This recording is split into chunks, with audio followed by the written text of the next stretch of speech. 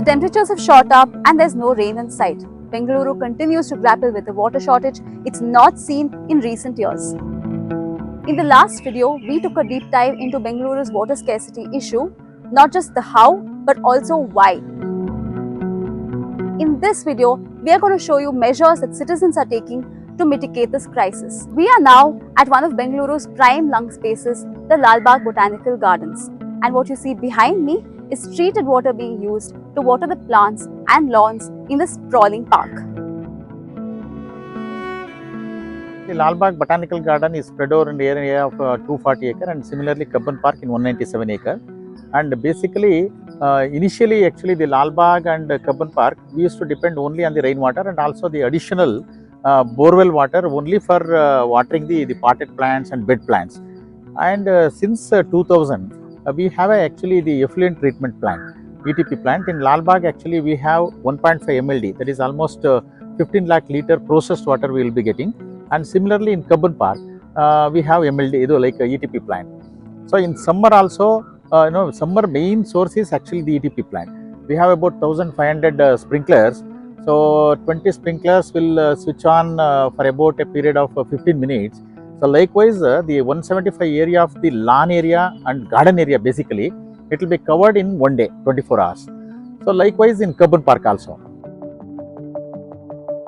The BWSSB recently passed an order that said that potable water should not be misused in the city. After this, every institution, be it a swimming pool, a restaurant or an apartment, people are doing their best to rightly utilize resources. ನಾವು pool ತೆಗೆದುಕೊಂಡಾಗಿಂತಾನು ಇವತ್ತವರೆಗೂ ನಾವು ಯಾವುದೇ BBMP ಆಗಲಿ ಅಥವಾ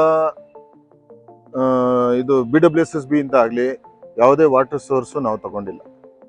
ನಮ್ಮದೇ ಆಗ್ತಕ್ಕಂಥ ಒಂದು borewell ಇದೆ, 2 borewell ಇದೆ. ಆ ಬೋರ್ವೆಲ್ ಅಲ್ಲಿ ಇಷ್ಟು ದಿನಗಳು ನಡೀತಾ ಇದೆ. ಈ ಕಳೆದ ಒಂದು 4-5 ತಿಂಗಳಿಂದ ನಮ್ಮಲ್ಲಿ ಬೋರ್ವೆಲ್ ಸೋರ್ಸ್ ಕೂಡ 50% ಕಡಿಮೆ ಆಗಿದೆ. ಸೊ ನಾವು every day or every weekly once, weekly twice ಆ ಥರ ನಾವು ನೀರು ಟಾಪ್ ಅಪ್ ಮಾಡಬೇಕಾಗಿ ಬರುತ್ತೆ. ಅಂಥ ಟೈಮ್ನಲ್ಲಿ ನಾವು ಬೋರ್ವೆಲ್ ಆನ್ ಮಾಡ್ತೀವಿ. ಈ ಬೋರ್ವೆಲಲ್ಲಿ ಕೂಡ ಬರ್ತಕ್ಕಂಥದ್ದು 36 ಪ್ಯಾರಾಮೀಟರ್ಸ್ ಇರುತ್ತೆ. ಸೊ ಆ ನೀರನ್ನ ತೆಗೆದುಕೊಂಡು ನಾವು ಟ್ರೀಟ್ ಮಾಡಿ ಬ್ಯಾಲೆನ್ಸಿಂಗ್ ಟ್ಯಾಂಕಿಗೆ ಇಂಟ್ರೊಡ್ಯೂಸ್ ಮಾಡಿ ನೆಕ್ಸ್ಟು ಫಿಲ್ಟರ್ ಮಾಡಿಕೊಂಡು ಆಮೇಲೆ ನಂತರ ನಾವು ಕ್ಲೋರಿನೇಟೆಡ್ ವಾಟರ್ನ, ಕೆಮಿಕಲೈಸ್ ವಾಟರ್ನ ಪೂಲ್ಗೆ ಬಿಡ್ತಕ್ಕಂಥದ್ದು. ಮತ್ತು ಯಾವುದೇ ನೀರು ವೇಸ್ಟೇಜ್ ಆದರೂ ಕೂಡ ಇದರಲ್ಲಿ ಬರ್ತಕ್ಕಂಥ ವೇಸ್ಟೇಜನ್ನು ನಾವು ಟ್ಯಾಂಕ್ ಮಾಡ್ಕೊಂಡಿದ್ದೀವಿ. ಅದು ಸ್ಟೋರೇಜ್ ಟ್ಯಾಂಕ್, ವೇಸ್ಟೇಜ್ ಟ್ಯಾಂಕು, ಅದರಲ್ಲಿ ಸ್ಟೋರ್ ಮಾಡ್ಕೊತೀವಿ 1 lakh ಲೀಟರ್, 1.5 ಲೀಟರ್ಸ್ನ ವೀಕ್ಲಿ ಒನ್ಸು. ಅದನ್ನೇ ನಾವು ಟಾಯ್ಲೆಟ್ಸು, ಬಾತ್ರೂಮ್ಗಳಲ್ಲಿ ಯೂಸ್ ಮಾಡ್ತೀವಿ. ಮತ್ತು ಶವರ್ಗಳು ಕೂಡ ಆಲ್ಮೋಸ್ಟ್ ಬರ್ತಕ್ಕಂಥ ಎಲ್ಲ ಜನಗಳಿಗೂ ನಾವು ಶವರ್ ಲಿಮಿಟಾಗಿ ಯೂಸ್ ಮಾಡಿ, ಸೋಪ್ಸ್ ಆಗಲಿ ಯಾವುದೇ ಡಿಟರ್ಜೆಂಟ್ಸ್ಗಳಾಗಲಿ ಎಕ್ಸ್ಟ್ರಾ ಯಾವುದನ್ನು ಆಯಿಲ್ ಹೆಚ್ಕೊಂಡು ಬರಬೇಡಿ ಅಂತೇಳಿ ಆ ರೀತಿಯಲ್ಲಿ ನಾವು ಮೇಂಟೈನ್ ಮಾಡ್ತಾ ಇದ್ದೀವಿ. To minimize the wastage of drinking water, many restaurants have started serving water in smaller glasses. They have also reduced the use of cutlery and some have even adopted disposable cutlery for now. ಪ್ರತಿ ವರ್ಷ ಬೇಸಿಗೆಯಲ್ಲಿ ಇದೊಂದು ಸಮಸ್ಯೆನೇ ನಮ್ಮ ಬೆಂಗಳೂರಿಗೆ. So ನಾವು ಬರೀ ಬೇಸಿಗೆ ಅಂತ ನೋಡಿದೆ, ಯೂಶಲ್ ಬೇರೆ ದಿವಸನೂ ಇದನ್ನ ಅಪ್ಲೈ ಮಾಡ್ಕೊಂಡು ಬರ್ತಾ ಇದ್ದೀವಿ. ನೀರು ಕನ್ಸಂಪ್ಷನ್, ನಮ್ಮದು ವಾಟರ್ ಫ್ಲೋ ಆಗಿರ್ಬೋದು, ಹ್ಯಾಂಡ್ ವಾಶ್ ಇದರಲ್ಲಿ ಪ್ರೆಷರ್ ಎಲ್ಲ ಜಾಸ್ತಿ ಇರುತ್ತೆ, ಸ್ವಲ್ಪ ಲಿಮಿಟಲ್ಲಿ ಇಟ್ಟು. ಮತ್ತು ಕಸ್ಟಮರ್ ಕೂತ ತಕ್ಷಣ ಮೊದಲು ನೀರು ಇಡ್ತಾ ಇದ್ವಿ ಲೋಟದಲ್ಲಿ. ಸೊ ಕೆಲವರು ಕುಡಿತಾರೆ, ಕೆಲವರು ಮನೆಯಿಂದನೇ ತಂದಿರ್ತಾರೆ, ಬಾಯ್ಲ್ ಮಾಡಿರೋ ವಾಟರ್ ಆಗಿರ್ಬೋದು ಅಥವಾ ಫಿಲ್ಟ್ರ್ ವಾಟರ್. ನಮ್ಮದು ಪ್ಯೂರ್ ವಾಟರ್ ಫಿಲ್ಟ್ರ್ ಇದೆ, ಬಟ್ ಕೆಲವ್ರಿಗೆ ಗೊತ್ತಿರಲ್ಲ. ಸೊ ಅವ್ರು ತಂದಿರೋದನ್ನು ಯೂಸ್ ಮಾಡ್ತಾರೆ. ಸೊ ಅವ್ರು ಎದ್ದು ಅದ್ರ ಮೇಲೆ ಅದು ಕ್ಲೀನರ್ ಬಂದು ತೆಗೆದುಬಿಡ್ತಾರೆ. ಸೊ ಅಲ್ಲೂ ತುಂಬ ವೇಸ್ಟೇಜರ್ಸ್ ಆಗುತ್ತೆ, ಹೆಚ್ಚಿನ ಹೋಟ್ಲಲ್ಲಿ ಆಗುತ್ತೆ. ಆದ್ದರಿಂದ ನಾವು ಖಾಲಿ ಲೋಟನ ಇಟ್ಟು ಜಗ್ಗಲ್ಲಿ ನೀರಿಡ್ತೀವಿ. ಯಾರಿಗೆ ಅಗತ್ಯ ಇದೆಯೋ ಅವ್ರು ಅದನ್ನ ಬಳಸ್ಕೊಳ್ಳಿ ಅಂತ. ಆವಾಗ ಅದರಲ್ಲೂ ತುಂಬ ಸೇವ್ ಆಗುತ್ತೆ.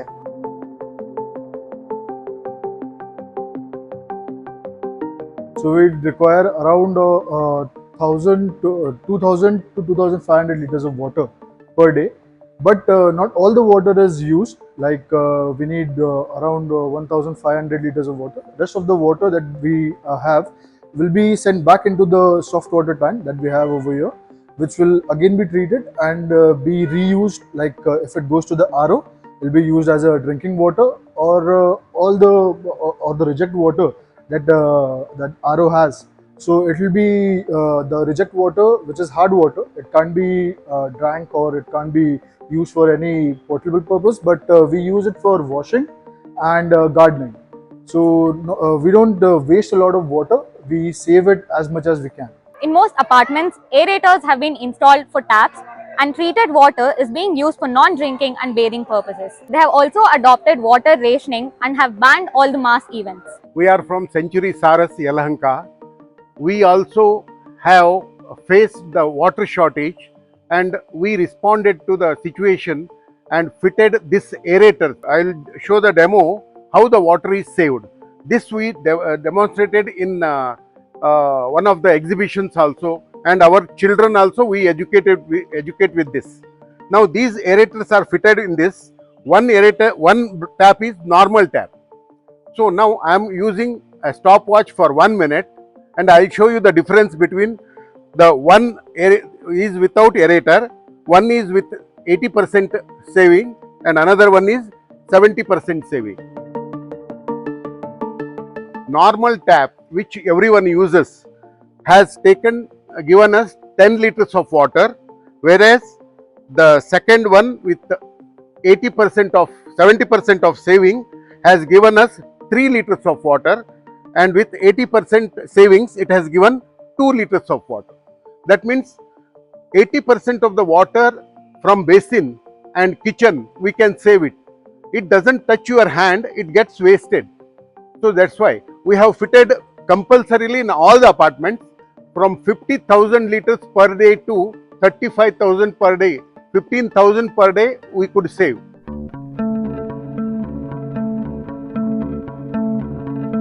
From rainwater to grey water, every drop of water in this house is utilized in some way or the other. This is perhaps one of the most documented houses in Bengaluru in recent times, and it belongs to one of Bengaluru's best-known water conservationists, S. Vishwanath. So your house is completely sustainable and you don't let a lot of water go waste. Can I call it a zero water discharge home? Absolutely. If you can tell us a bit about what you've done in this house, sir. What we've done is to have different catchments for collecting rain at different scale. This one is a rain barrel. It picks up water from this staircase room, which is a clean roof with a white paint on it to reflect the heat.